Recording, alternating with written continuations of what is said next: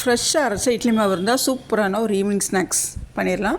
குட்டி குட்டியாக கட் பண்ண பெரிய வெங்காயம், பச்சை மிளகாய், இஞ்சி, கருவேப்பிலை, மல்லித்தலை எல்லாத்தையும் 1 by 1 நம்ம மாவில் சேர்த்துட்டு அது கூட கொஞ்சமாக காயப்பொடி சேர்த்துட்டு ஒரு 1/2 an hour ஊற வச்ச பாசி பருப்பு அதையும் சேர்த்துக்கணும்.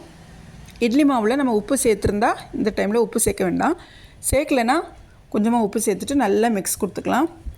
ஒரு வடை மாவு கன்சிஸ்டன்சி வர்றதுக்காக கொஞ்சமாக கடலை மாவு அதையும் சேர்த்து நல்லா மிக்ஸ் பண்ணிக்கலாம். மிக்ஸ் பண்ணோன்னே ஆஸ் யூஷுவல் நம்ம கடாயில் எண்ணெய் ஊற்றி எண்ணெய் காஞ்சதும் ஒரு போண்டா ஃபார்மில் கொஞ்சம் கொஞ்சமாக கிள்ளி இந்த மாதிரி சேர்த்துட்டு சிம்லேயே வைக்கணும், இல்லைன்னா உள்ளே வேகாது.